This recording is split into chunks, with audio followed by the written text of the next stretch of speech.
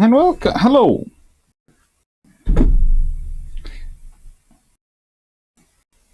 I'm not sure why that has 79 years ago today there, but it's to do with today's patron vote.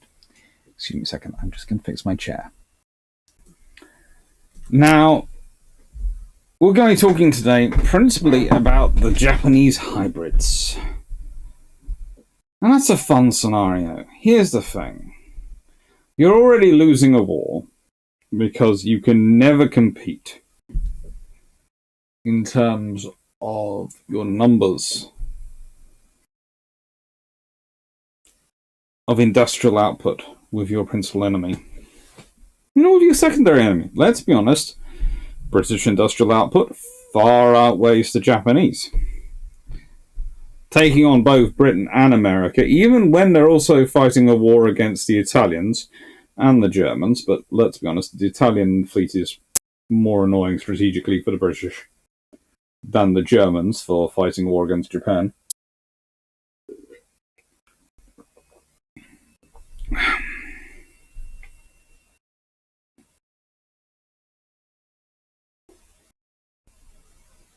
It's never smart. It's not smart to take on people who can industrially outproduce you many, many times over. Which is the problem America's currently looking at and facing and weighing up. It's just not.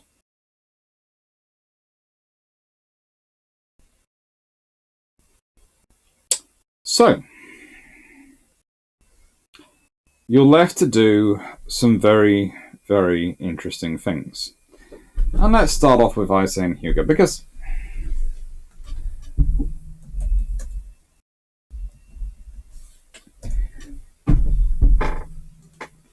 these are a pair of ships which are built during World War One.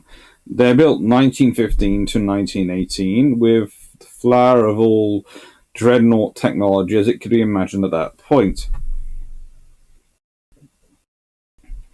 They're armed with 12 14-inch guns in 6 twin turrets. As we all know, I'm not a big fan of the 14-inch. Even at that time, it seems rather absurd when other nations are building 15-inch and 16-inch guns. And I'm not really a fan of having turrets all bunched up like this. I'm not even sure why you have one of the central turrets super firing.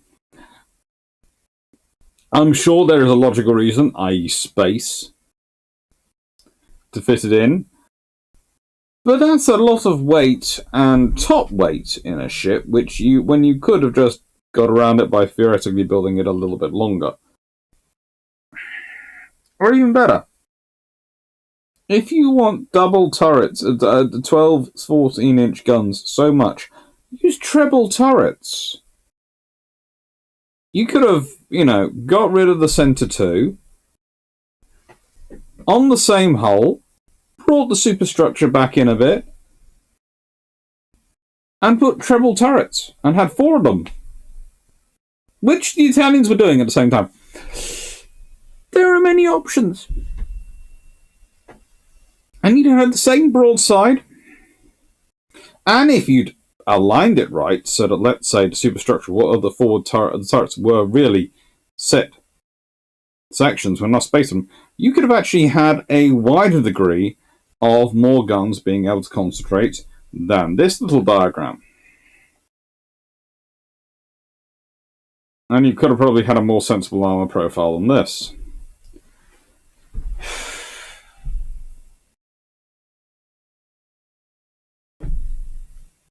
They are, though, heavily reconstructed during the interwar years. And they go from,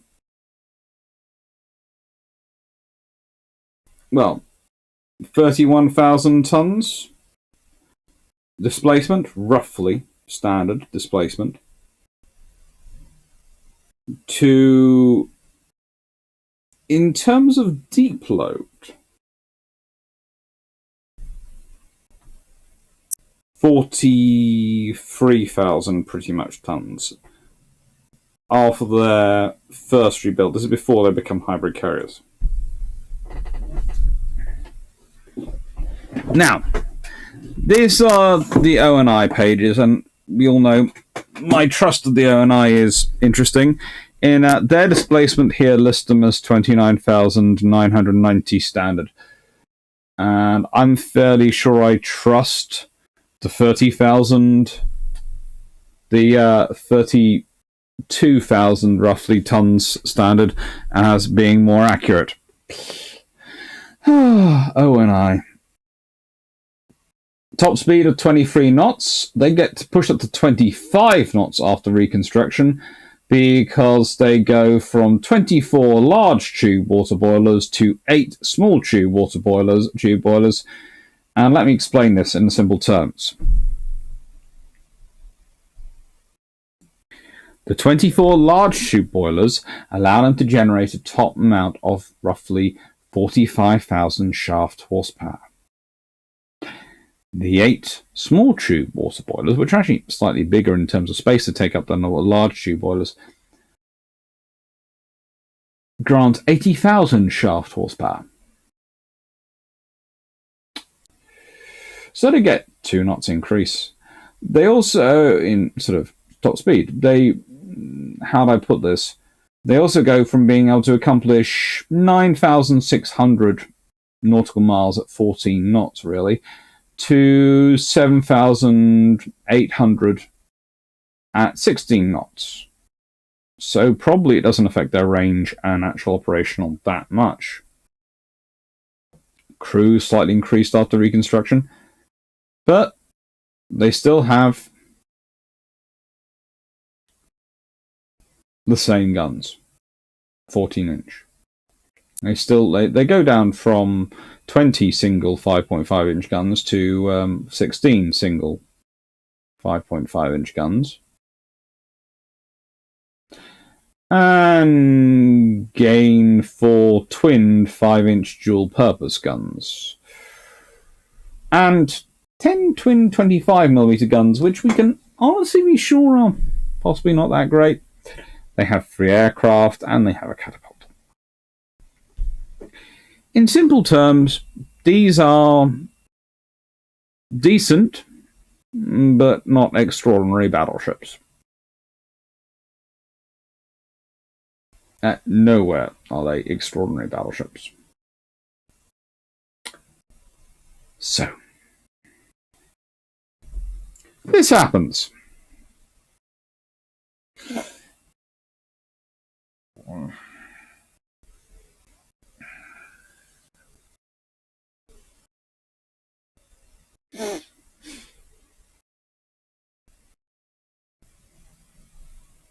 Lovely drawings, by the way.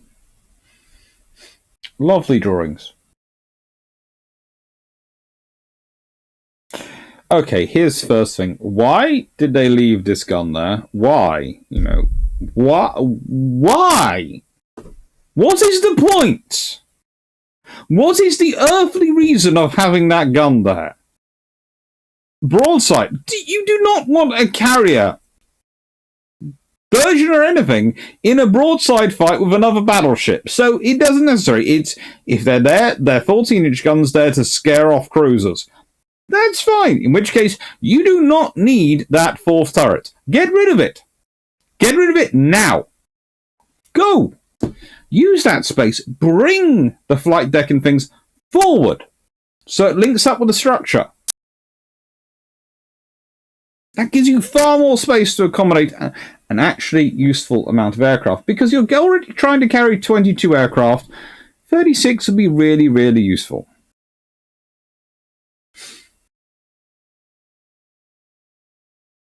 Your displacement. In the joy of things, goes up by 700 odd tons. You've lost 2 full turrets. I'm not sure, but I'm thinking this probably has an adverse effect on speed. None of the stats are quite sure about how bad an effect on speed it has, though.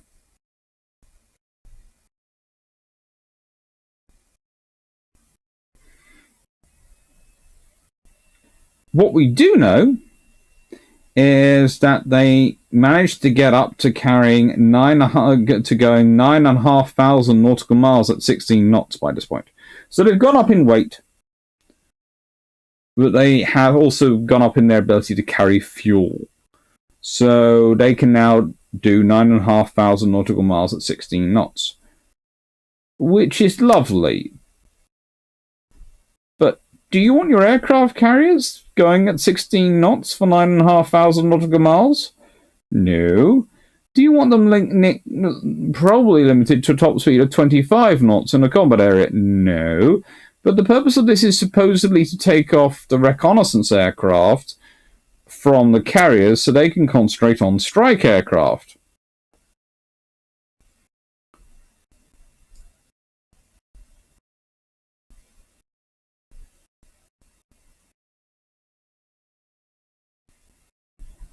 Hence, no. And even that doesn't really work that well because they end up carrying Yokosuka D4Y dive bombers, or Judies, and Aki E16A reconnaissance aircraft, aka Pools. So they're carrying an air group of Judy and Pools. And I'm going to not laugh about Pool and Judy as names for your aircraft, but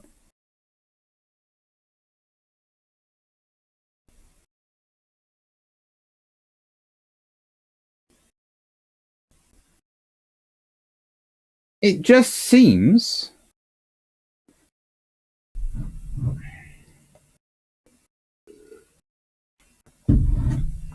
that they've gone, we're short of flight decks. This is what we must do. And then haven't applied any thought to doing it. Because here's the honest thing. If you'd taken off those next two turrets, or just one of them, you could have built quite a hefty flight deck running along either side of that ship. You could have carried a far stronger air group. And you'd have probably, weight-wise, actually reduced it.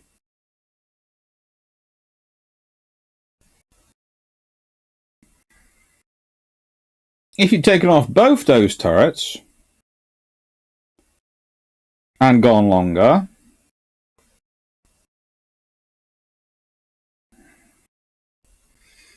well, you're using catapults for the takeoff. You need something for the landing on. You could have done that. You could have had a landing on platform. If you think about it, angled flight deck. And I do not suggest, there's no one who's, I hope, watching this, who's silly enough to think that it's beyond the wit of the Japanese to come up with an angled flight deck.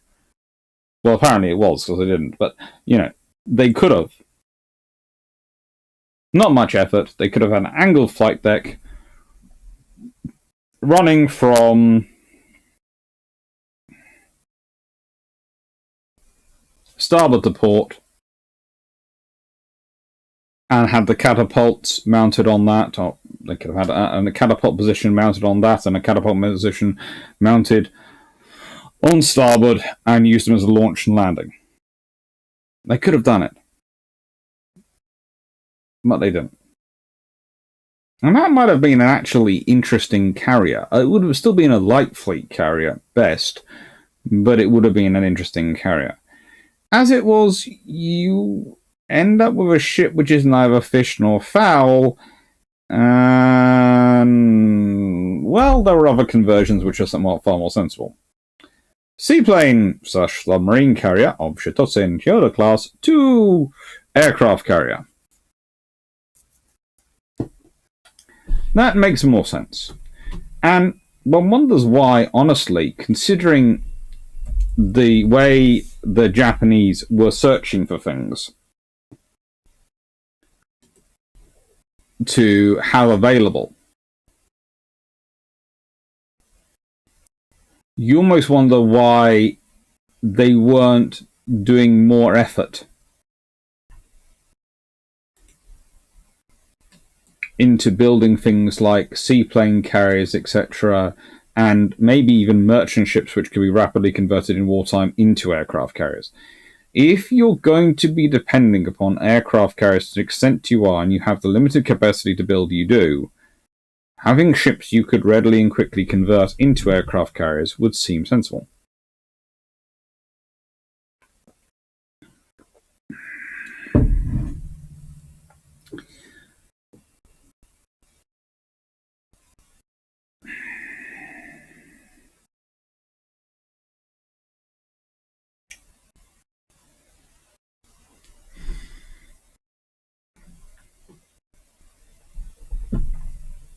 As a seaplane tender, they carried 24 float planes and had 4 catapults.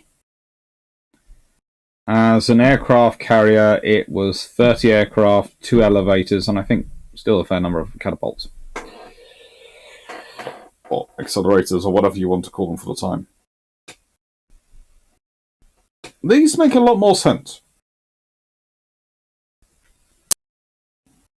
And it's about preparation for war again. It's something I keep getting into in the various videos. And we'll be talking about this, and we're talking about generally the Japanese issue with carrier production, i.e., what can they build? What is their scenario?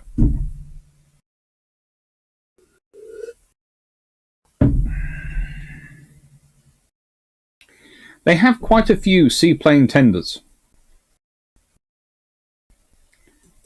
in service in the 1930s, various operations. They have various classes of vessels and various capabilities of vessels.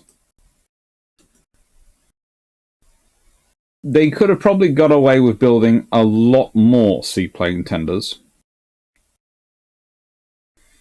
and been okay under the Washington Naval Treaty. And they could have designed them to be rapidly converted to full length aircraft carriers. This, of course, can be argued as Admiral hindsight looking backwards, but it would strike me as sensible preparation.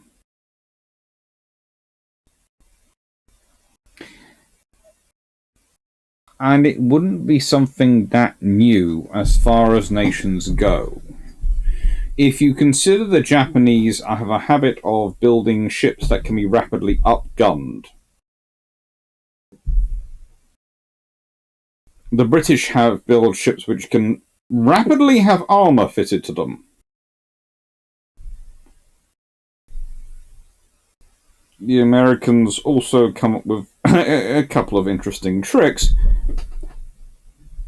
It seems to me most of the navies are spending most of the 1920s and 30s thinking about what will they likely to need in a major war, and therefore what can they get away with and what can they prepare for. The Japanese push it as hard and as far as they can. The fact that they haven't pushed it that far in terms of this is a class of 2 vessels.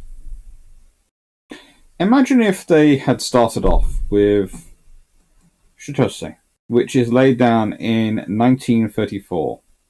And then they'd laid down Chiyoda in 1935. And then they'd laid down another vessel in 1936. And another one in 1937. And another one in 1939. And another one in 1940.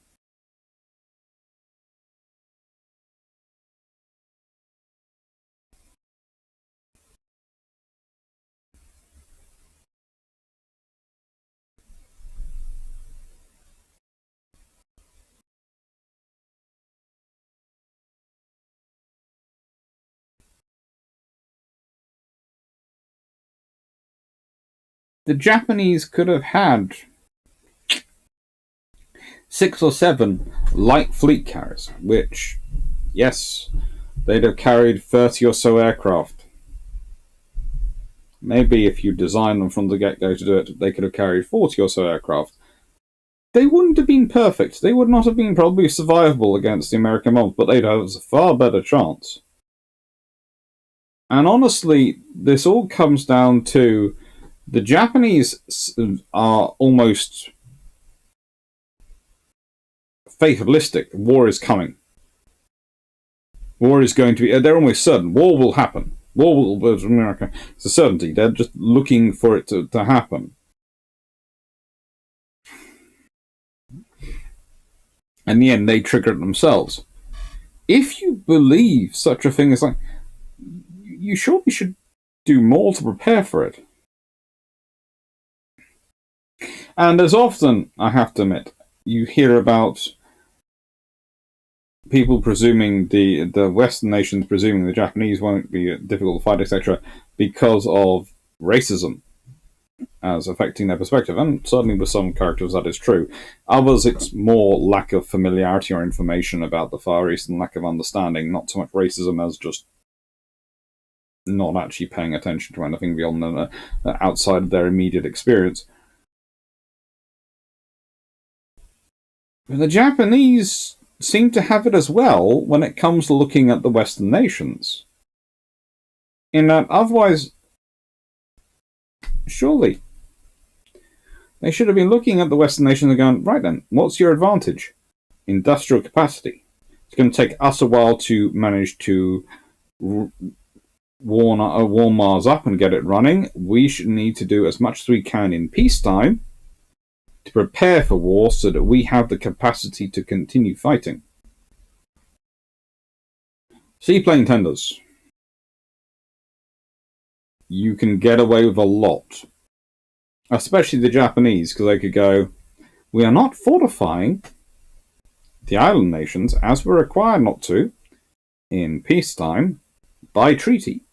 However, to support the necessary security needs, we need to have regular float plane patrols and flying boat patrols. And to support those vessels, we need to have seaplane tenders, which turn up so we don't fortify the islands, we merely have the vessels turn up and provide support. There you go, ready-made excuse. But no.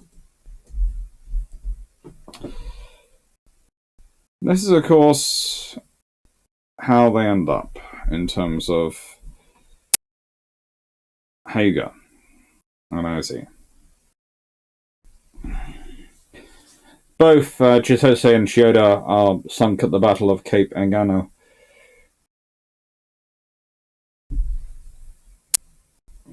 The operation that ends up producing the Battle of Leyte Gulf.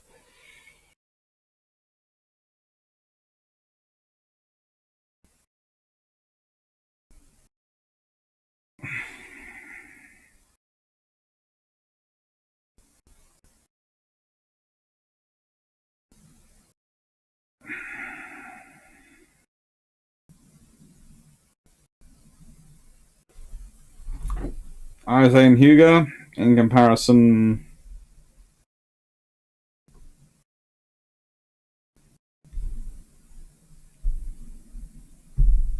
well,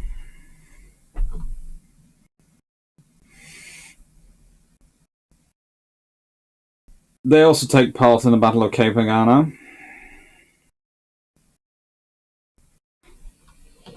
but they survive.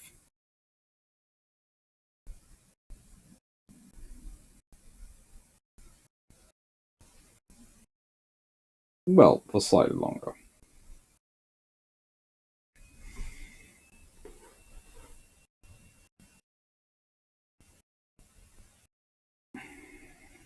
Slightly longer. Not that much longer, but slightly longer. And both end up being severely damaged in the battle and end up being scrapped.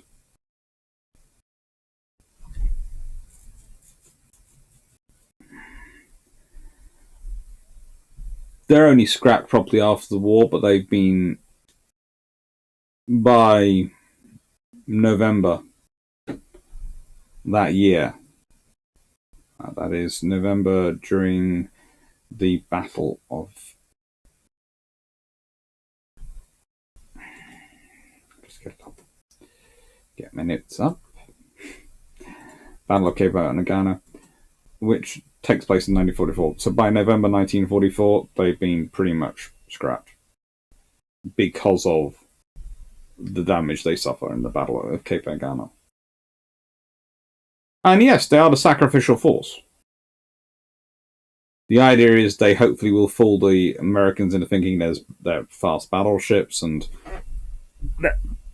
these are full-sized carriers and all that going on. But this is what Japan's doing. They don't even take a full complement of aircraft with them on the ships.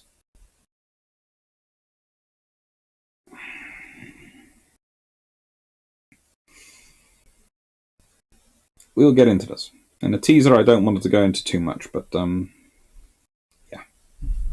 We'll get into this all. Anyway, what else is coming up? Well, next week we have... on Saturday, we have Brewship City 5 new books. And we also have coming up the fire support of the World War I Western Front, Long Patrol, Part 7, M15 class. So the monitors are returning. That's going to be cool. And hopefully starting on the day this comes out will be the vote for Patron 32 and 33. That should be fun as well. Take care.